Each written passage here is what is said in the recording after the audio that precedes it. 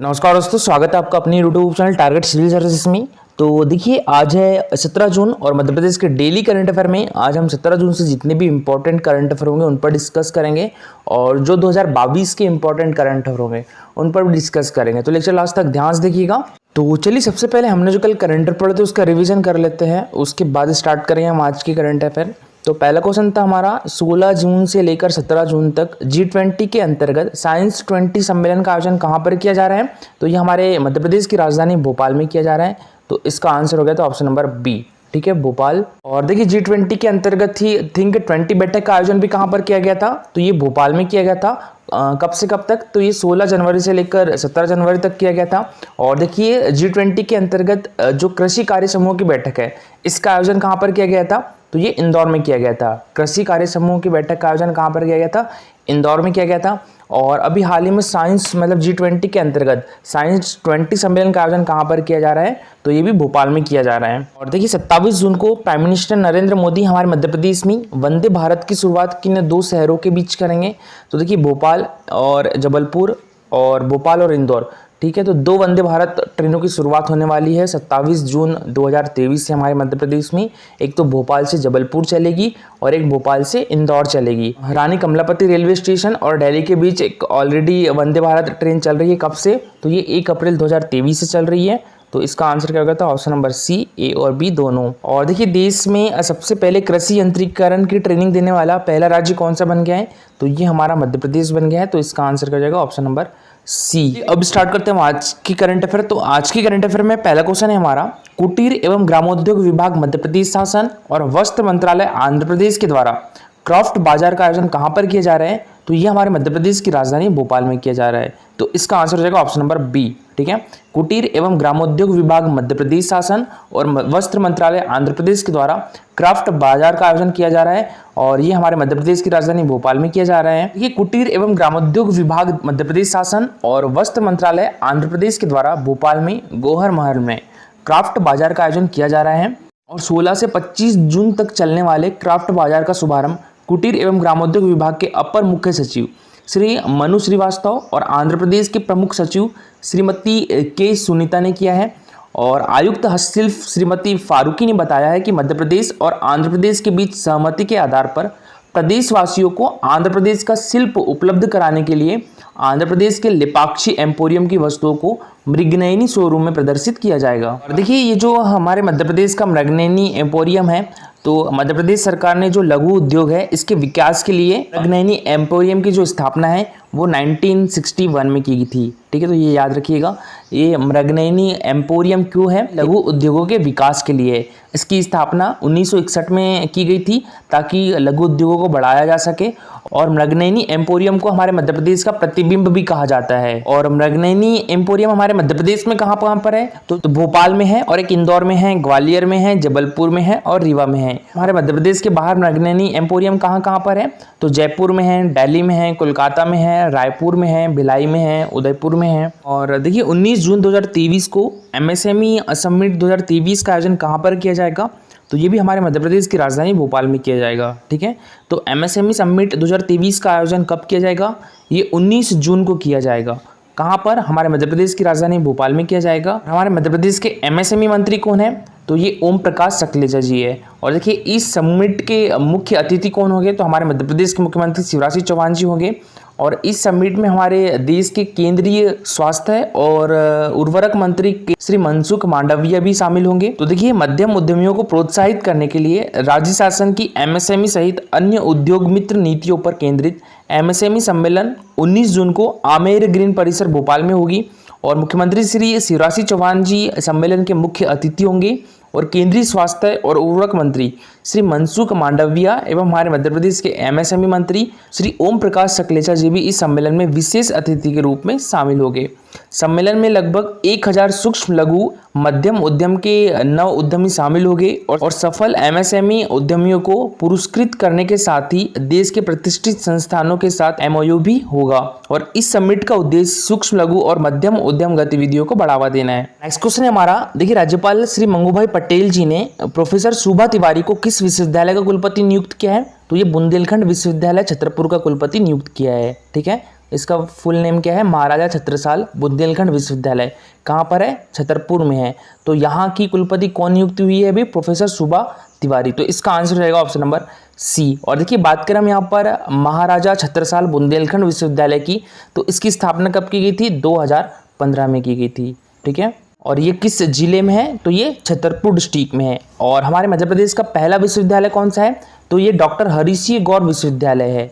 ठीक है, हमारे मध्य प्रदेश का पहला विश्वविद्यालय कौन सा है, डॉक्टर हरि सिंह गौर विश्वविद्यालय है।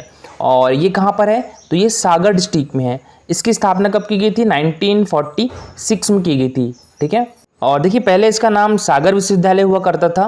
1983 में, याद रखिएगा 1983 में इसका नाम चेंज करके डॉक्टर हरि सिंह गौर किया गया।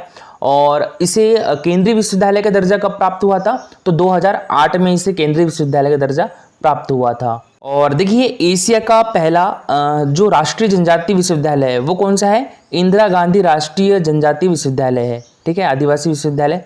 तो इसकी स्थापना कब की गई थी, ये 2008 में की गई थी। और ये कहाँ पर है, ये अमरकंटक में है। ठीक है, और अमरकंटक हमारे मध्य प्रदेश के अनूपपुर डिस्ट्रिक्ट में है। तो याद रखिएगा एशिया का पहला राष्ट्रीय जनजातीय विश्वविद्यालय कौन सा है, इंदिरा गांधी राष्ट्रीय जनजातीय विश्वविद्यालय है। और इसकी स्थापना कब की गई थी, 2008 में की गई थी। और ये कहाँ पर है, तो अमरकंटक में है। ये क्वेश्चन एमपीपीएससी में पूछा जा चुका है। और देखिए हमारे मध्य प्रदेश में कितने कृषि विश्वविद्यालय हैं, तो 2 कृषि विश्वविद्यालय है। एक तो जवाहरलाल नेहरू कृषि विश्वविद्यालय है। जवाहरलाल नेहरू कृषि विश्वविद्यालय कहाँ पर है, तो ये जबलपुर डिस्ट्रिक्ट में है। ठीक है, ज से याद रखिएगा, जबलपुर डिस्ट्रिक्ट में है जवाहरलाल नेहरू कृषि विश्वविद्यालय। और जवाहरलाल नेहरू कृषि विश्वविद्यालय की स्थापना कब की गई थी, तो ये 1964 में की गई थी।